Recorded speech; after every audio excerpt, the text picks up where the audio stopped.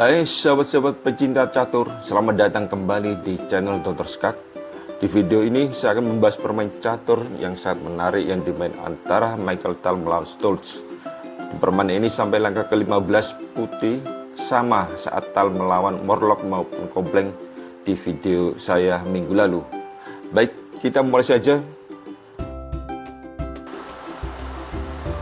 Tal mulai dengan E4, C5, kuda F3, kuda C6, D4, C makan D4, kuda makan D4, kuda F6, kuda C3, D6, gajah G5, E6, menteri D2, gajah E7, rokade, kuda B3, menteri B6, F3, A6, G4, benteng D8, gajah tarik mundur, gajah E3, menteri ke C7, G5 mengusir kuda ke D7, A4, B5, G6. Kita menjawab dengan kuda C5 dengan gagasan untuk mengabaikan serangan lawan di sayap raja dan menggunakan kuda ini untuk mendukung serangan di sayap menteri daripada putih. Tal melanjutkan dengan G makan F7 skak, makan gajah 3 untuk menekan peta lemah di E6. Hitam melanjutkan dengan kuda A4. Hitam ingin sekali bermain aktif, namun langkah tersebut tidak menimbulkan ancaman yang khusus bagi putih. Sekarang tugas putih adalah menemukan kelemahan lawannya. Sekilas sepertinya bukan di G7 karena hitam bisa mempertahankannya dengan cukup dengan memainkan gajah F6. Jadi putih melangkah F4, kuda B4, F5, E5. Kita lihat di sini dengan langkah hitam E5 menimbulkan kelemahan peta di D5. Ini seharusnya bisa dimanfaatkan oleh Michael Tal dan dia akan mendapatkan benteng A8 untuk tukar kualitas. Tetapi setelah dipikir-pikir ternyata tidak memberikan imbalan yang cukup untuk kemenangan bagi putih. Coba kita lihat analisis daripada Michael Tal, yaitu jika kuda D5 maka makan skak, raja F8, menteri A8, gajah B7, menteri A7, benteng A8, kuda D4 untuk menuju ke E6 dan mendapatkan menteri, sekaligus untuk jalan keluar bagi menteri putih. E makan D4, menteri makan D4, gajah F6, makan,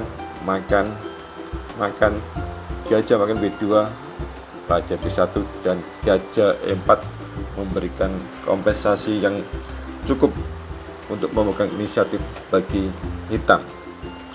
Dan hal ini tidak diinginkan oleh Michael Tal. Demikian juga jika pada langkah ke-22 putih tidak langsung makan benteng tapi maju dulu dengan F6,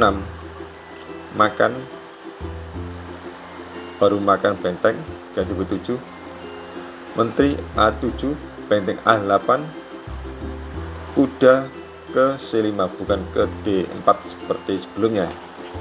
Ini pun menghasilkan hal yang sama. Tetap makan, gajah makan, benteng ke D7, makan skak, dimakan, dan gajah makan E4 memberikan kompensasi yang cukup buat hitam untuk mengimbangi permainan daripada putih. Untuk itu Michael Tal menjawab setelah hitam melangkahkan E5, dia makan kuda A makan A4. Hitam menjawab dengan kuda makan A2 skak, raja B1 makan, dan kuda ke A5. Langkah bagus daripada dia mundur ke C1. Sekaligus ini akan menjebak kuda hitam yang masuk sarang di putih. Benteng B8, menteri D5 skak, lalu raja ke F8, baru menteri makan A2. Menteri makan C2. Dalam posisi ini seolah-olah putih dalam kesulitan, tapi sebenarnya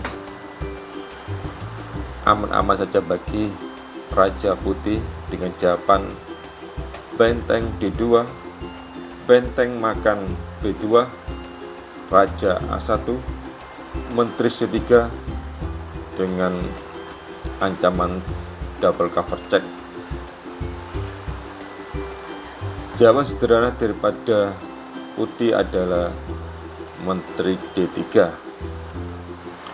Hitam mengharapkan benteng makan A3, gajah C1 makan, menteri F3, menteri D1, dan menteri D makan E4, dan bisa mengimbangi permainan daripada putih. Tapi dengan langkah menteri D3, semua harapan untuk mengimbangi sudah buyar dan hitam kalah. Terima kasih telah menonton video ini. Semoga bermanfaat dan menghibur. Sampai jumpa di video berikutnya.